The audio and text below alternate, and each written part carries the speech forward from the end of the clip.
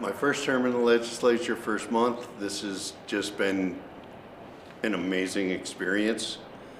I was assigned to the House Committee on Government Operations and Military Affairs, which is so immersive that I'm getting to meet so many of all of the entities that come through there, that come through this house, all the departments, and it's just been a giant learning curve for me.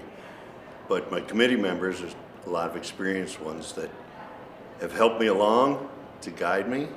But what I've found here is everyone is so welcoming. Regardless of party, regardless, if I have a question, I can ask, and I don't have to feel intimidated by asking whether or not, if I'm going right, if I'm, is this, can you explain something to me? So the immersive experience in it is just amazing. I'm still in awe every time I walk into the Hall of Representatives. What drew me to the job was to be able to serve the people of this state. I am retired out of the Vermont Guard. Until serving here, and probably still, the most amazing thing about this state was the trust they put in me to train soldiers and lead them.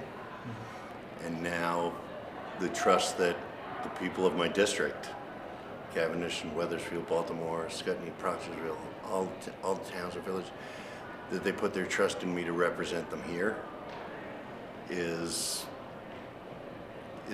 just amazing. It's a privilege. In government ops, we're starting to look at, and you wouldn't think affordability would be in there, but we're looking at the bills for Social Security, for the taxation on Social Security, to end that for the seniors.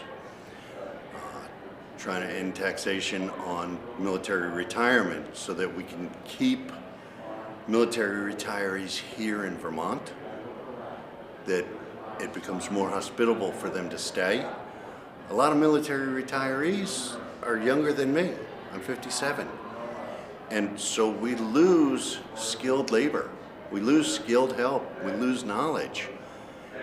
And not only do we lose those veterans, we lose their families, their wives, their children, all of that.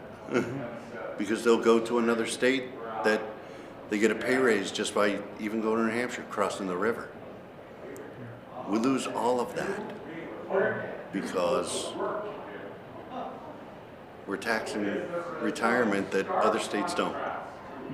Our seniors want to stay here. They need it to be affordable. They need help with that. So being able to be part of that, being part of those discussions, one that we talked about today with addressing predatory practices on veterans, where people will charge someone to do, they'll be fishing for them, veterans, to help them. Oh, we'll get you your benefits, we'll help you for a percentage, where there's free services that don't require that, but some veterans don't know it. Best way to reach me, if they wanted to get me even on my cell phone, I have it with me. I keep usually the volume is down and it's on vibrate, but a text message to me, give me your name, what your concern is. I will do my best to get back to you. My legislative email is on that card as well. And I hope that people reach out to me when they have when they have a concern and they want some information, or they're looking on the legislative website and they see bills that are out there. I mean, you could look up my name and see all the bills I've co-sponsored. You could look up any representative and see what they've co-sponsored, see what they're introducing. You can see the entire list of the bills that are coming out. There's over 200 now that have come out this year alone, that people can look at and say, I'd like to know more about this, or read the bill itself, and then if there's questions or commentary on it, and would there be a way to change this wording or anything. That I never truly appreciated how much we could reach out to our legislature until I ran into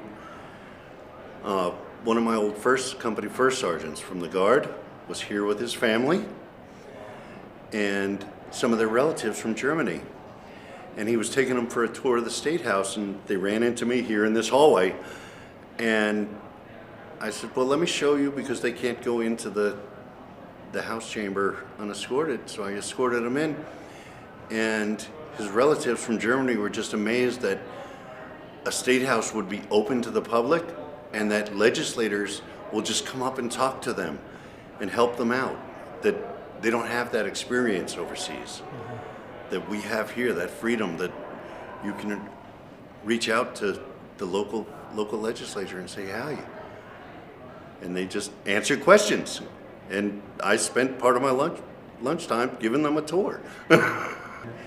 That kind of freedom, to see that where somebody from another country sees what we have for freedoms here and the openness of our legislature. I think the most amazing thing is the Zoom and the YouTube, and everything is there. Accessible. And anyone can find out what they want to know from it.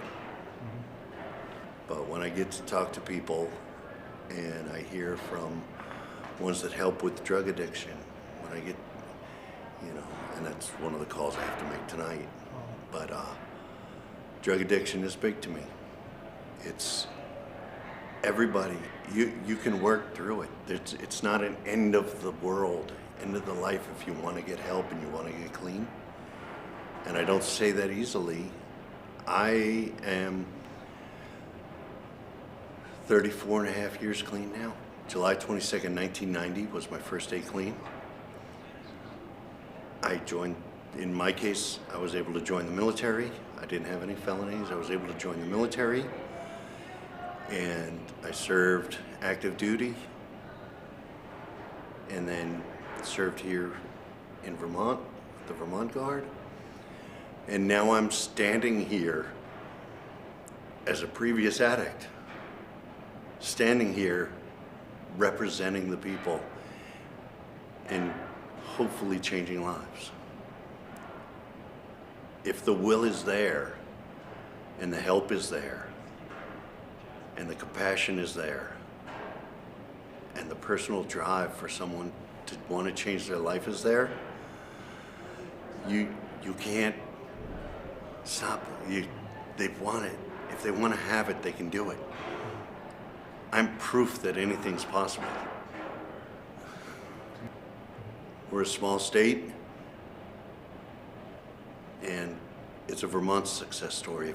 If we choose to make it a success story by helping people become part of society again and not making them feel like outsiders, not ostracized from society.